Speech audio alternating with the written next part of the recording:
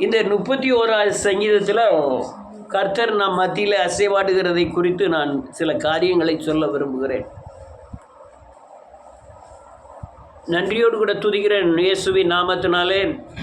பரலோகத்தின் தேவன் நம்மை தெரிந்து கொண்டு இந்த பூமியிலே பரலோக ராஜ்யத்திற்கு நம்மை ஆயத்தமாக்குகிறார்.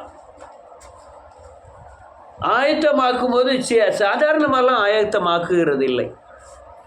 அல்லேலூயா. ஒரு அந்த எங்கள் அண்ணன் இறந்த உடனே நான் ஒரு தடவை சொல்லியிருக்கேன்னு நினைக்கிறேன். எங்கள் அண்ணன் இறந்த உடனே அங்கே போயிருந்தேன். அந்த ஊர் ஆட்களை பார்த்து 20 வருடங்கள் ஆனது. அல்லேலூயா. ஒவ்வொருத்தரும் என் பக்கத்தில் இருந்துக்கிட்டு நான் யார் தெரியுதா, ஆள் முடியெல்லாம் போனோன்னு யார் தெரியலப்பா, நான் தான் முருகன், சோந்திப்பு இருக்கல்ல மகன் அப்படிங்க ஒருத்தன். அல்லேலூயா. இன்னொருத்தன் 5-6 பேரை காணலை, அவனை எங்கே இவனங்கன்னு கேட்க, அவங்கெல்லாம் இறந்து 5 வருஷம் ஆச்சு 10 வருஷம் ஆச்சுங்கன்னாங்க. உடனே அவங்க சொல்ல ஆரம்பித்தாங்க, நான் இயேசு கிறிஸ்துவை ஏற்றுக்கொண்டிருக்கிறேன், இயேசுவை போல மாறி இருக்கிறேன், அல்லேலூயா, பாவத்தை விட்டு இருக்கிறேன், அல்லேலூயா, பரிசுத்தமாயிருக்கிறேன், மறுரூபமாயிருக்கிறேன். ஆனால் அந்த ஜனம் என்ன சொல்லுதுன்னா, நான் 30 வருஷத்துக்கு முந்தி செய்த அநேக தவறுகளை எனக்கு முன்பாக கொண்டு வந்து வைக்கும். ஏன்னா நீ அதை செஞ்சிடலாம், இதை செஞ்சிடலாம், கள்ள நொங்கு வெட்டினலாம், கள்ள இளநீ வெட்டினலாம், அப்படி வண்டி மாடெல்லாம் மறிச்சிடலாம், வயக்காட்டில் அறுத்துட்டு வந்துட்டலாம், புளியை தட்டிட்டு வந்துட்டலாம், நொங்கு வெட்டினலாம் அப்படின்னு அவங்களுக்கு அடுக்கு தானே ஒவ்வொருத்தனும். நான் அதில் இல்லை, அங்கே அந்த இடத்துல நான் இல்லை. நான் அதை நினச்சி பார்த்தது, நான் வருத்தப்படுகிறவனாக இருக்கிறேன். அப்படி செஞ்சிட்டேன்னு பெருமைப்படுவதற்கு இல்லை, வருத்தப்படுகிறவனாக இருக்கிறேன்.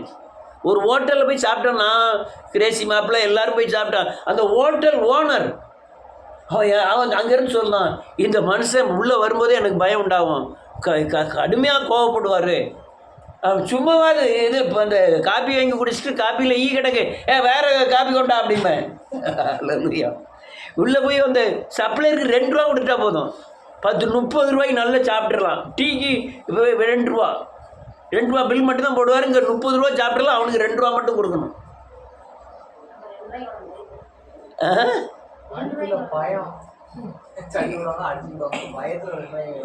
இல்லை, அந்த சப்ளையர் ஏமாத்து வேலை. சப்ளையர் 2 ரூபா கொடுத்துட்டா போதும், அவன் வானம் துட்டு தானே எவ்வளோ போனான்னு அவன் பாட்டில் நான் தேன் போலியாக சாப்பிடுவேன். சாப்பிட்டு 10-30 ரூபாய்க்கு மேலே சாப்பிட்ருவேன். 30 ரூபா நான் அப்போ உள்ளது துட்டு, இப்போ 300 ரூபா சாப்பிட்டுட்டு நான் பாட்டில் 2 ரூபா கொடுத்துட்டு அங்கே 2 ரூபா பில்லு அதுக்காக கொடுத்துட்டு வந்துடுவேன். அதே போல் நீ கிறிஸ்துவனை ஆன பிறகு, மறுரூபம் ஆன பிறகு, சாட்சியாக வாழ்ந்த பிறகு, நீ ஊழியம் செய்கிறவனாக இருந்தால் நீ என்ன ஊழியம் செய்த, என்ன பிரசங்கம் பண்ணுத, என்ன சத்தியத்தை போதிக்க அப்படின்னு வந்துடும். அப்போ மக்கள் வாழ்ந்தாலும் என்ன செய்வாங்க, திஷ்டாந்தரம் இருக்கு. நான் ஊழியம் செய்ததின் திஷ்டாந்தரம் இருக்கு. என்னை சார்ந்தவர்கள் யாருமே என்கிட்ட பேசுறது இல்லை, நான் அதை விரும்புகிறதும் இல்லை. எல்லாரும் சொந்த பந்தங்களாம் என்ன வச்சான், என்ன அத்தம், என்ன சித்தப்பா, என்ன தாத்தா அப்படின்னாங்க. இப்போ யாருமே பேசுறது இல்லை.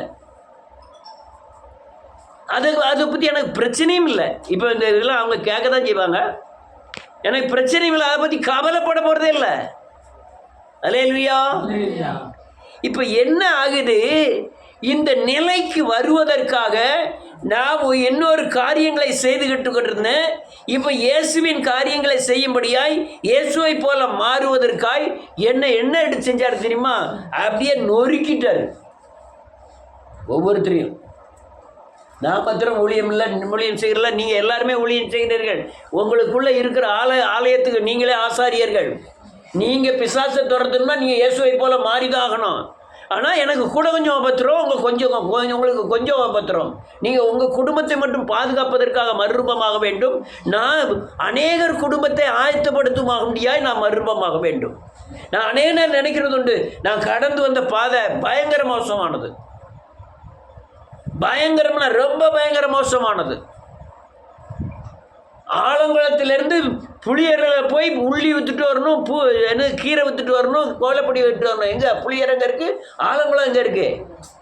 நான் அதுக்குள்ளே மத்தியானம் அதுக்குள்ளே 2 மணிக்குள்ளே வீட்டுக்கு போய் ஆகணும். கிடைக்கிறது 35. அதெல்லாம் ஒன்று ஒன்றா நினச்சி பார்த்தா பயங்கரம். 25 வீடு மாறி இருக்கோம்னா அல்லையா, மாறுக்க ஒவ்வொரு வீட்லேயும் ஒவ்வொரு மாதிரி டிசைன், ஒவ்வொரு மாதிரி ஆட்கள், ஒவ்வொரு தேவைகள். கையில் 10 பைசா கிடையாது.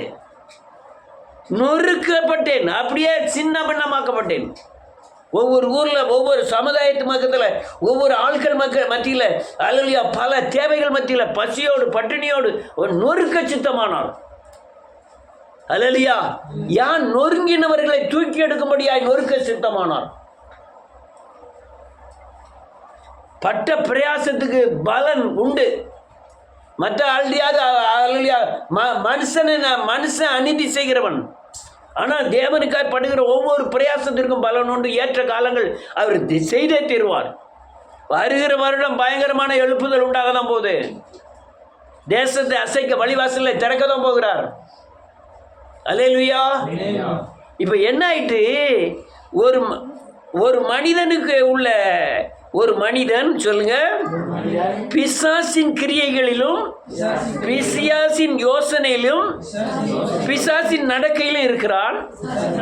அவன் இயேசுவின் கிரியைகளிலும் இயேசுவை போலவும் இயேசுவின் சித்தத்தை சிந்தையில் அறிந்து செய்கிறவனாகவும் மாற்றுகிறதற்காக உடைக்கிறான். எல்லாத்தையும் உடைப்பாரு. ஒருத்தன் எனக்கு மட்டும்தான், எனக்கு அதிகமான பிரச்சனை, உங்களுக்கு உங்கள் பிசாசு ஜெயிக்கக்குண்டான பிரச்சனைகள், அதில் பேச்சு ஜெயிக்கக்குண்டான மறுரூபத்துக்கு உண்டான உடைத்தல் உண்டாகும். அல்லேலூயா. நீ இயேசுவை போல மாறலைன்னா பிசாசு ஜெயிக்க முடியாது. இயேசுவை போல மாறலைன்னா பிசாசை ஜெயிக்கலைன்னா உங்கள் வீட்டில் சமாதானம் வர்றதில்லை. அப்போ நீ இயேசுவை போல மாறிதான். ஆனால் மாறக்கூடாதபடி தடை பண்ணுறது பிசாசின் கிரியை எனக்குள்ள இருக்கு. அதை வெளியே எடுத்து போட்டு தான் தீரணும். அதுக்காக என்ன செய்கிறாரு, உடைக்கிறார். வாசிப்போம் ஒரு வசனத்தை வாசிப்போம். 12வது வசனம்.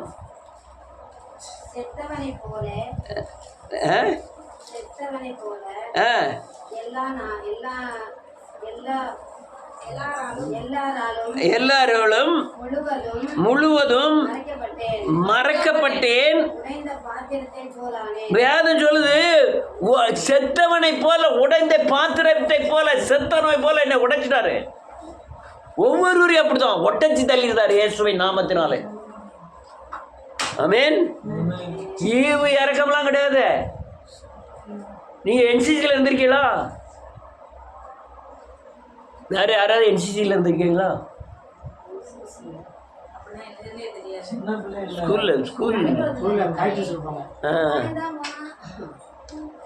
என்சிசியில் 2 நிமிஷம் பின்னால் போயிட்டா உனக்கு யாருக்கா என்சிசி உண்டா? வேற ஸ்கூலில் 9th கிடையாதா? நான் 8th என்சிசியில் இருந்தேன். நான் 8th என்சிசியில் இருந்தேன். 8th 9th 10th என்சிசியில். அது ஒரு 2 நிமிஷம் பின்னால் போயிட்டா போதும். இந்த முடியதான் 6 மணிக்கு பிரேடு நடத்துவாங்க. 6:05 போயிட்டோம்னா அந்த கிரவுண்டை 3 ரவுண்டு சுற்றுருவோம். இவ்வளோ தண்டி பூட்டை போட்டுக்கிட்டு, இவ்வளோ தவசரை போட்டுக்கிட்டு 3 ரவுண்டு சுற்றணும். அல்லேலூயா. அடுத்த நாள் 6 மணிக்கு போவோம். அல்லேலூயா. அடுத்த நாள் 5 நிமிஷத்துக்கு முந்திய போயிடுவோம். அப்படி பேரேடு கொடுக்காம தான் சர்ச்சுக்கெல்லாம் அப்படி வராங்க. அல்லேலூயா.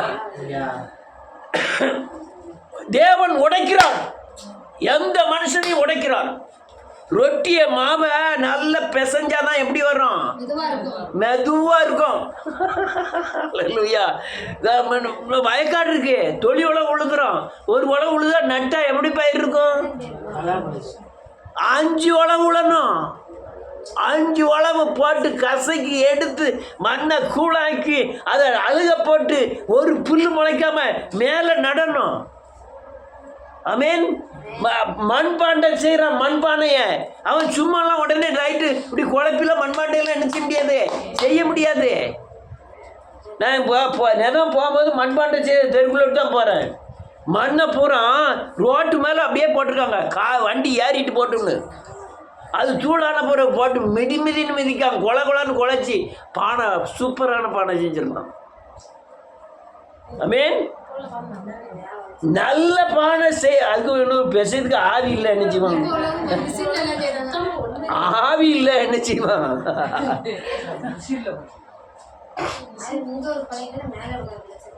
ரைட்டு. அல்லேலூயா. இந்த பாத்திரம் அல்லேலூயா முதல்ல ஒரு தடவை தேவன் வணைகிறார். வணையும் போது பிசாசுக்கு ஏற்ற பாத்திரமாய் இருந்தவனை தேவனுக்கு ஏற்ற பாத்திரமாய் மாற்றுவதற்காக அவர் நம்மை திரும்ப எடுத்து வணையும் போது இந்த மனுஷன் செத்தவன் போலவே ஆயிரும். காரணம் என்னன்னா, பிசாசின் குணநலங்கள் வேறு, தேவனுடைய குணநலங்கள் வேறு.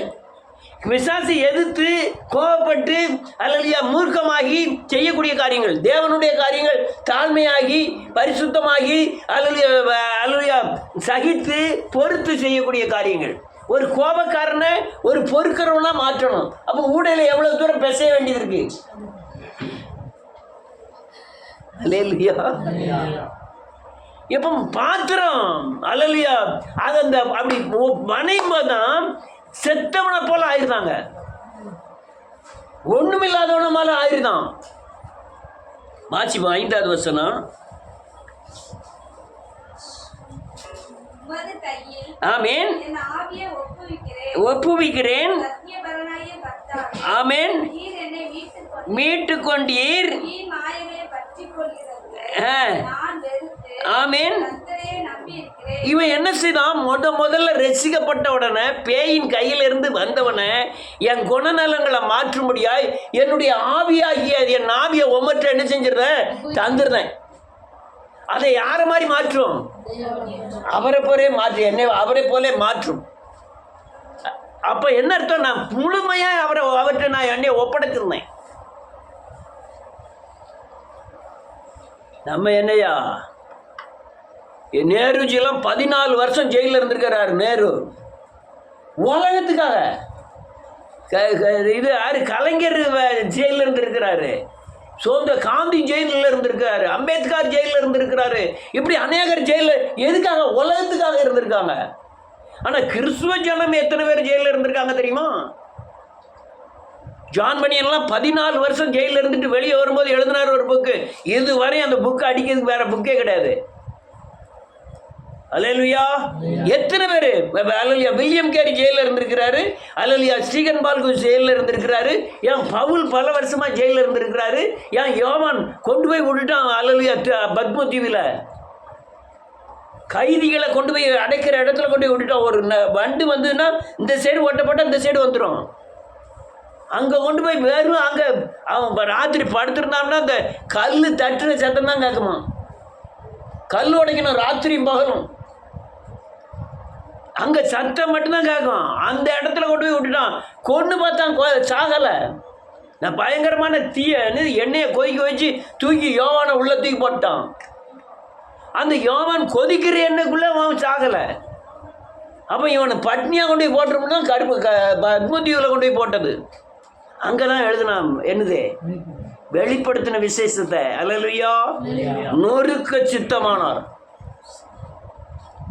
ஆனால் நீங்கள் நொறுக்கப்படுவதற்கு முன்பாக நீங்கள் விடுதலை அடைவதற்கு அவர் அல்லேலூயா தன்னுடைய அடிச்சுவடு ஆகிய சிலுவையில் உன்னுடைய குணம், உன்னுடைய சுவாபம், உன்னுடைய பாவத்தின் சக்தி எல்லாத்தையும் அங்கே சுமந்துட்டார். அல்லேலூயா. நீங்க மயிலே இறங்க போடுனா போட மாட்டீங்க. நீங்க குணம் மாறட்டும்னா என்ன செய்ய மாட்டீங்க? மாற மாட்டீங்க. சிச்சையை கொடுத்துதான் உங்க குணத்தை என்ன செய்யணும்? ஏத்துக்கிடுதீங்களா? சிச்சை இல்லாம ஒரு மனுஷன் குணம் என்ன செய்யாது? மாறாது. செத்தவனை போல ஆக்கிடுவார், உடைந்த பாத்திரத்தை போல ஆக்கிடுவார். அல்லையா. நான் ஒரு தடவை சொன்னோம்ல, நான் மேலோடி போனோம்னா பாண்டிய வாங்கன்னு சொல்லிட்டு ஒரு வரப்போடி போனோம்னா பாண்டிய வாங்கன்னு சொல்லிட்டு அம்மா இறங்கி நின்றுப்பா நான் போவேன். இப்போ நான் போகிறேன் அல்லையா நீ இறங்கி நின்று தான் போட்டுங்க. அப்போ அந்த ரெண்டுக்கும் எவ்வளோ பெரிய வித்தியாசம் இருக்கு. மலைக்கும் மடுவுக்குள்ள வித்தியாசம். இந்த நொறுக்குதல்னால தான் நான் இறங்கி நிற்கிறேன். இந்த நொறுக்குதல் இல்லைன்னா இறங்கி நிற்க மாட்ட வேண்டிய அவசியமே இல்லை. அதை ஒட்டைச்சிருவார், பாத்திரத்தை ஒட்டைச்சி நொறுக்கிடுவார். அல்லேலூயா. நான் தன்னால நான் ஒண்ணுமில்ல ஆண்டவரே, என்னால ஒண்ணு முடியாத ஆண்டவரே, நான் குப்பையும் தூசியுமானவன், என்னால் ஒரு தகுதி இல்லை, நீர் தான் தகுதின்னு சொல்லக்கூடிய அளவில் பயங்கரமா நொறுக்கிடுவாரு. ஒவ்வொரு ஆளையும் நொறுக்குனதெல்லாம் பைபிளெல்லாம் நொறுக்குனதை பார்த்தீங்கன்னா, யோசேப்ப அப்பா வழக்கம் 12 பேருக்கு கொடுக்காத ஒரு வஸ்திரத்தை கொடுக்குறோம், தனி சாப்பாடு, தனியாக அன்பு. யாருக்கு? நல்ல சாப்பாடு கொடுக்குறோம். மற்றவனை பூரா ஆடு மேய்க்க வச்சு கொள்கிறோம், இவனுக்கு மாத்திரம் பக்கத்தில் இருப்பாங்க. அவனை நொறுக்க சித்தமானார் இயேசு. பயங்கரமா நொறுக்கினார். பார்க்கணும், சிறைச்சாலையில் இருக்கான். அது வேதம் சொல்லுது, அல்லேலூயா, இரும்பு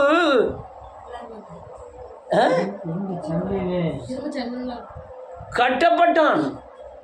அவன் விலங்கு போட்டு ஒடுக்கினார்கள், பிராணனை விலங்கு போட்டு ஒடுக்கினார்கள். அந்த அளவுக்கு நொறுக்கம். ஆனால் அந்த அளவுக்கு அவன் பயன்பட வேண்டியதா இருந்தது, அந்த அளவுக்கு குணநலங்கள் மாற வேண்டியது இருக்கு. அல்லேலூயா. நல்ல கேளுங்க, உங்க குணம் எவ்வளவு மோசமா இருக்கோ அவ்வளவு தூரம் நொறுக்குதல் உண்டு. யாரா இருந்தாலும் சரி, உங்க குணம் அல்லேலூயா மாறு மாதிரி நொறுக்குதல் உண்டு. அங்க அவற்றெல்லாம் ஒழிக்கோ மறைக்கோ, அது எப்படி போனாலும் சரி நொறுக்கி எறிஞ்சிடுவார். நம்ம அதுக்கிட்டலாம் நீங்கள் இந்த குணம் தான் இருக்குது, இந்த குணம் இல்லைன்னா சொல்ல முடியாது. அவங்க யார் நம்மகிட்ட கேட்கா? அவர் கொண்ட இந்த குணம் இருக்குன்னு கேட்க போகிறாரு. எல்லாரையும் அவர் அறிந்திருக்கார், சகலதையும் என்ன செஞ்சிருக்கிறார்? அறிந்திருக்கிறார். ஒவ்வொருத்தனையும் நொறுக்குனது காரணம் எல்லாமே அவனுடைய குணம் மாறி அவர் அழைக்கப்பட்ட அந்த பாத்திரத்தில் நிறுத்தி தேவனுடைய நாமத்தை மகிமைப்படுத்துவதற்காக நொறுக்குகிறார். தாவீதை அடிச்சு நொறுக்கினார் பார்க்கணும், மோசே அடிச்சு நொறுக்கினார் பார்க்கணும், அல்ல ஆபிரகாம் அடிச்சு நொறுக்கினார் பார்க்கணும். ஒவ்வொருவரையும் அடிச்சு அல்லையா தங்க கம்பியா மாத்திட்டாரு. அல்லேலூயா. வாசிப்போம் 6வது வசனம்.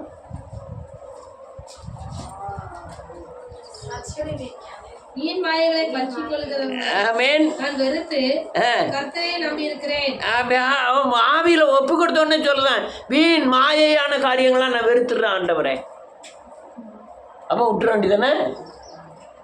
நல்லதான் சோதனை பண்ணி ஜோம் பண்ணுதியோ, நொறுக்குதல் விட்டுற வேண்டியதானே? நல்லதான் வேதத்தை வாசிக்க, நொறுக்குதல் விட்டுற வேண்டியதானே? ஒரு கோணம் போயிட்டு இன்னொரு கோணம், நாற்கோணம் போயிட்டு பேய் கோணம்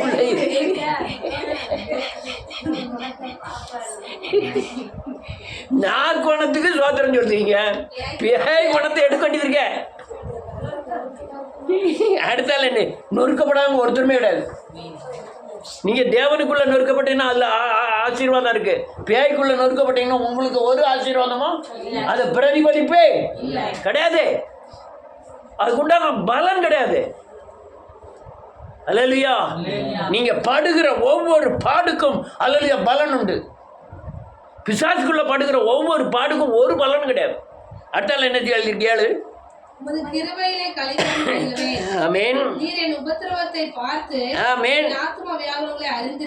அறிந்திருக்கிறேன், என் உபத்திரவங்களை பார்த்து வியாக்குலப்பட்டு நான் மனம் திரும்புகிறேன். அல்லேலூயா. உபத்திரப்படும்போது என்ன செய்ய? ஆண்டவரே ஆண்டவரே ஆண்டவரே, நான் அதுக்கு வேண்டி சொல்லுவேன், உங்க உபத்திரமா மனம் திரும்புங்க, பிரச்சனையா மனம் திரும்புங்க, நெருக்கமா என்ன செய்யுங்க? ஏன் உங்க பாத்திரம் ஒடுக்கப்படுது.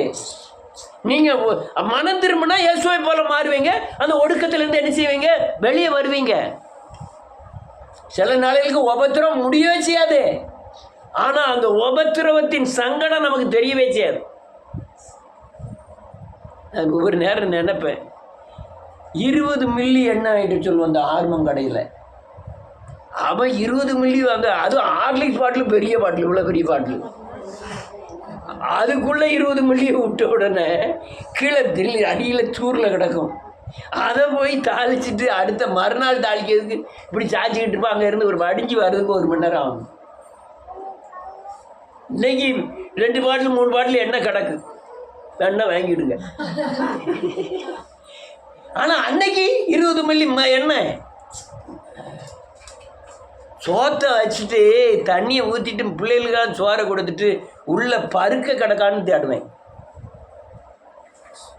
இங்கே ஆலங்குளத்தில் இருந்துங்க வந்து வியாபாரம் பார்த்துட்டு ஆலங்குளத்துக்கு போனோம். அந்த ஜெயராம் வண்டியில் போனோம்னா 50 பைசா குறைய 4.25 ரூபா.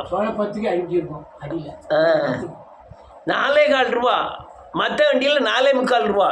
இந்த 4.25 வண்டிக்கு காத்து கிடப்பேன் 50 பைசா கிடைக்கணும். அல்லேலூயா. நீ நொறுக்க சுத்தமானார். அல்லேலூயா. வேதம் தெளிவாய் சொல்லுது என்னன்னா 7வது வசனத்துல, உபத்திரவத்தை பார்த்து என் ஆத்ம வியாக்குலங்களை அறிந்திருக்கிறீர். அடுத்த நிலை இருக்கு 8வது வசனம், சத்ருவின் கையில் என்னை ஒப்பு கொடாமல் என் பாதங்களை, சத்ரு கையில் ஒப்பு கொடுக்கலப்பா, கொஞ்சம் விசாலத்தில் வச்சுட்டாரு. அதில் முடிஞ்சுதா?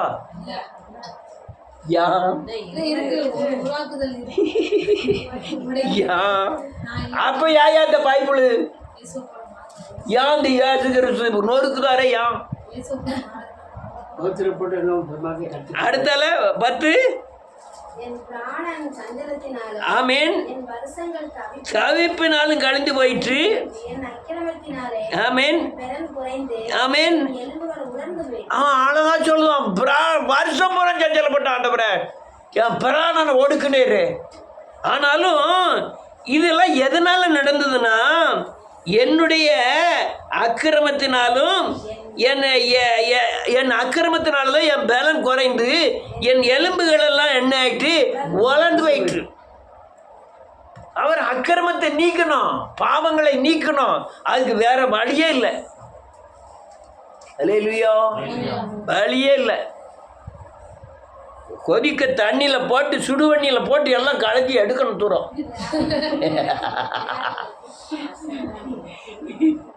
அல்லேலூயா.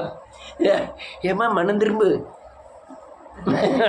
மாட்டேன், சோம் பண்ணி அரிக்கை பண்ணி விட மாட்டேன், தண்ணியை விட மாட்டேன்.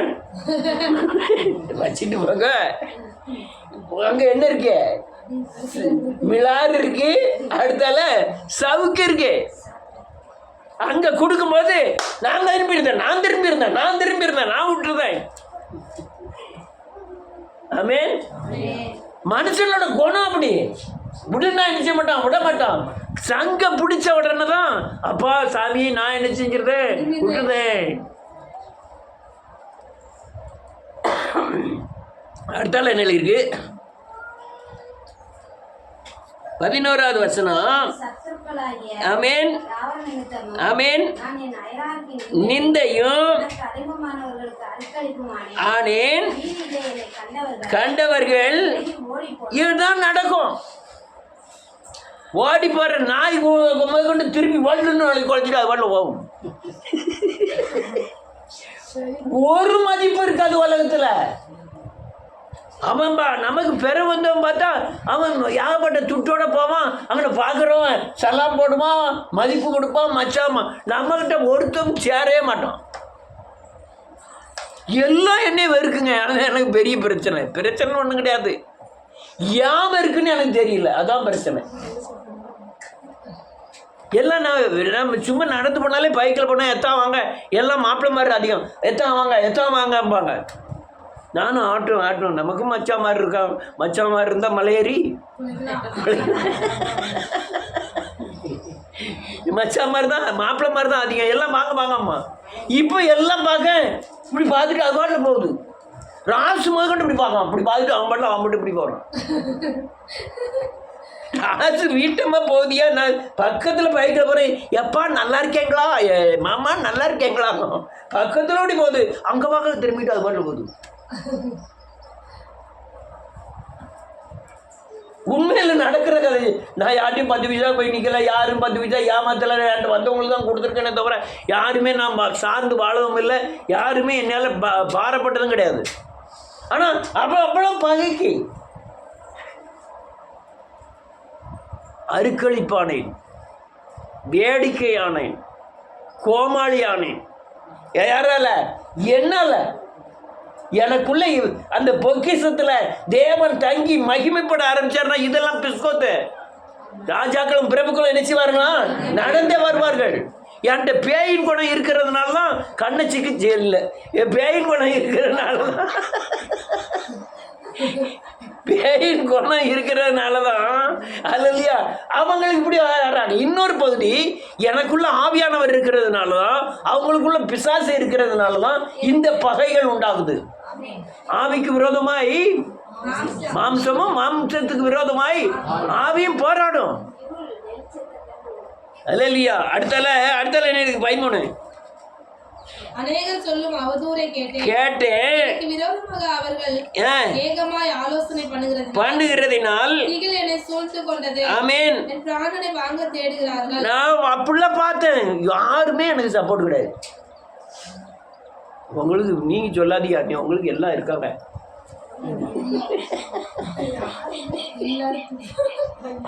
எல்லாம் சொந்த வந்தோம், எல்லாம் ஜாலியா பஜாமுன்னு இருக்கீங்க. ஒருத்தரும் கிடையாது. ஆண்டவரை தவிர இந்த வீடியோ முன்னால் இருந்தான்னு சொல்றேன், ஆண்டவரை தவிர எந்த பாதுகாப்பும் கிடையாது. யாரை சார்ந்தும் அளவும் இல்லை. அண்ணன் தம்பி பணம் எதையுமே சார்ந்து வாழல. யாருமே எனக்கு நமக்கு பாதுகாப்பும் கிடையாது. அல்லேலூயா. எதுக்கு இப்படி ஆக்குனாரு? நான் அவரை மட்டும் சார்ந்து இருக்கணும்னு நினைக்காரு. அவரை மட்டும் சார்ந்து இருக்கணும். ஆமென். ஏன்னா வெளியே யாராவது சார்ந்து இருந்தா ஆண்டவரை விட அவரை தான் நம்புவோம். நீ யாரை நம்புத? டாடி.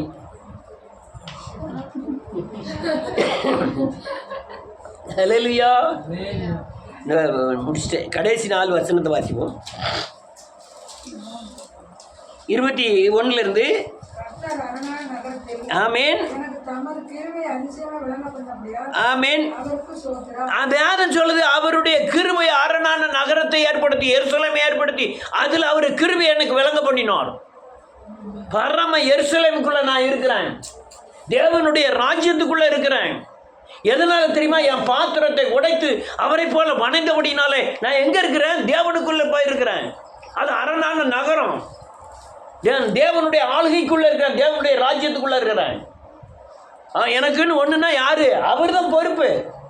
அடுத்தால என்ன இருக்கு? ஆமென். நான் கண்ணை மூடிட்டு சொன்னேன், என் மனசுல குழப்பம்லாம் ஏற்பட்டது. ஐயோ நான் வெட்டேன், இவ்வளவுதான் செத்தம் நினைச்சேன். அல்லேலூயா. யோசேப்பு அப்படிதான் நினைச்சிருவான். ஒருத்தரும் இல்லை, அவன் மட்டும்தான் ஜெயில கிடக்கான்.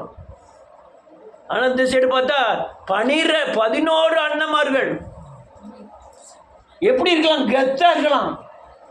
ஆனால் ஒருத்தனுமே இல்லாமல் சிறைச்சாலையில் இருக்கான். அவன் சொல்கிறான், அல்லேலூயா, உம்முடைய கண்களுக்கு முன்பாக இராதபடிக்கு நான் வெட்டுண்டேன். அப்படி வெட்டுண்டேன். அதெல்லாம் நான் யோசனை பண்ணி பார்த்தா அதெல்லாம் என் மன கலக்கத்தில் சொன்னேன்.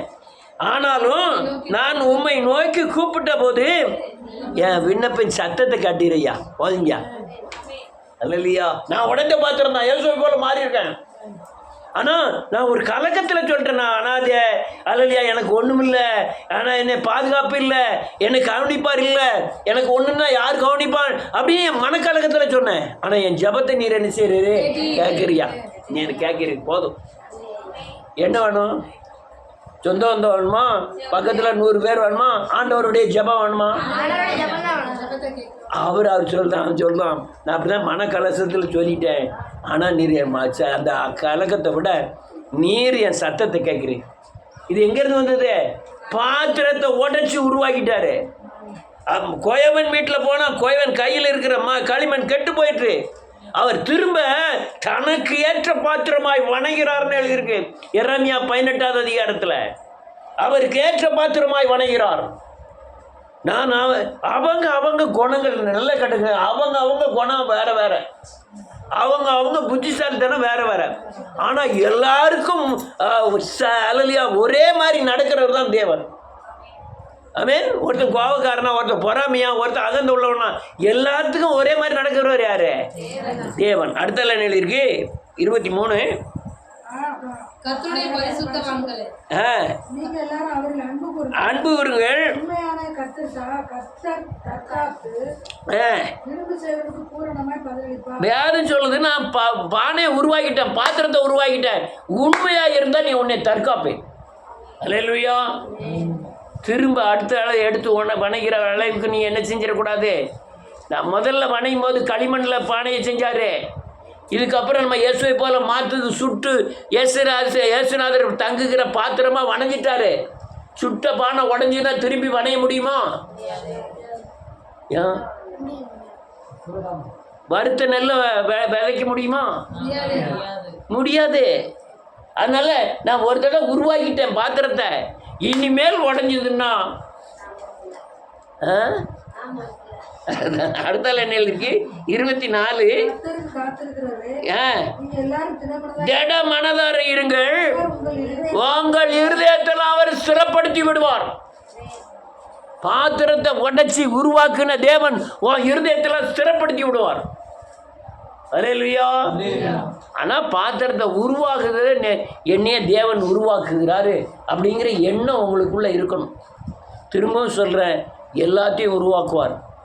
எல்லாத்தையும் இயேசுவை போல மாற்றுறது அவருடைய வேலை. சபை என்ன செஞ்சிட்ருக்கு? உங்களை கரைதரை அற்றவர்களை அவருக்கு முன்பாக என்ன செய்து சபை நிறுத்துகிறது. நீங்கள் கரைதரை அற்றவர்களா கரைதரை உள்ளவர்களா? கரைதரை உள்ளவர்களை கரைதரை அற்றவர்களா ஆக்கணும். என்ன செய்யணும்? அதான் சொன்னேன். புத்தி உள்ள சிற்பாச்சாரியை போல நான் சிற்பத்தை செய்கிறேன். சிற்பத்தை செய்யணும். என்ன செய்யணும்? ஒளியை வச்சு கொஞ்சம் மூக்கு நீளமானதுன்னா மூக்கு உடைக்கணும், கொஞ்சம் நாக்கு நீளமானதுன்னா எல்லாத்தையும் என்ன செய்யணும்? உடைக்கணும். உடைக்கிறது தான் வேலை. அது உருவாக்குகிறார். என்ன செய்கிறாரு? உருவாக்குகிறார். நீங்கள் உருவாகாத வர இந்த பூமியில் உபத்திரம். நீங்கள் உருவானீங்கன்னா உங்கள் ஜெபம் கேட்கப்படும். அது எந்த உபத்திரம் வந்தாலும் உங்கள் ஜெபம் கேட்கப்படுவது திருப்தி ஆயிடும். அல்லேலூயா. நல்லா புரிஞ்சுக்கிடுங்க. நான் ஜெபம் பண்ணுவேன், நான் வேதத்தை வாசிக்கிறேன், ஆனால் நான் மறுரூபமாலன்னா ஒரு பிரயோஜனம் கிடையாது. நீங்கள் அல்லேலூயா உடைக்கப்பட்டுக்கிட்டே இருப்பீங்க. ஆனால் நீங்கள் அல்லேலூயா மறுரூபம் ஆகிட்டே இருந்தீங்கன்னா அவர் உடைக்கிறதும் உங்களுக்கு தெரியாது, அல்லேலூயா இது பண்ணுறதும் உங்களுக்கு தெரியாது. ஆமென். இந்த மாடுகளை இந்த வண்டியில் மாடு 2 மாடு பூட்டியிருப்பாங்க. ஒரு மாடு போகும், ஒரு மாடு போகாது. ஒரு மாட்டை அடிப்பான், ஒரு மாட்டை அடிக்க மாட்டான். கம்பை மட்டும் ஓங்குவான். அவன் கம்பை அப்படி ஓங்கின உடனே டக்குன்னு அது பாட்டில் மாடு போய்கிட்டே இருக்கும். அப்போ எந்த மாடாக இருக்க விரும்புகிறோம்?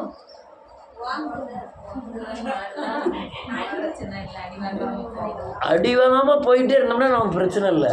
அடி வாங்கி வாங்கி போகிறது முறை கிடையாது. இயேசுவின் கையில் உள்ள பாத்திரமாய் மாறணும். அவர் எடுத்து வணைந்து கொண்டு இருக்கிறார். அதுக்கு தக்க நம்ம இணங்கணும். ஆண்டவரே சொல்லும், அடியன் நினைச்சிறேன், நீ சொல்லும், அடியன் கேட்குறேன், உங்கள் பாதைக்கு நான் வர்றேன். விசுவாசம் என்றால் என்ன தெரியுமா? வேத வசனத்தின்படி நடப்பதே விசுவாசம். வேத வசனத்தின்படி நடந்தீங்கன்னா உலகத்தில் உபத்திரம், பயங்கர உபத்திரம் இருக்கும், ஆனால் எந்த உபத்திரம் உங்களை தொடாது. ஆனால் நீ வேத வசனத்தின்படி நடக்காமல் இருந்தீங்கன்னு வச்சுக்கிடுவோம், உபத்திரம், சின்ன உபத்திரம் கூட உங்களுக்கு பயங்கரமான உபத்திரமாக தெரிய ஆரம்பிக்கும். அதனால் கர்த்தர் தனக்கு ஏற்ற பாத்திரமாய் வணைந்து கொண்டு இருக்கிறார். ஒவ்வொருவருக்கும் ஒவ்வொரு அழைப்பு இருக்குது. ஒவ்வொருவருக்கும் உலகத்தில் ஒவ்வொரு பாத்திரமாய் உருவாக்குகிறார்.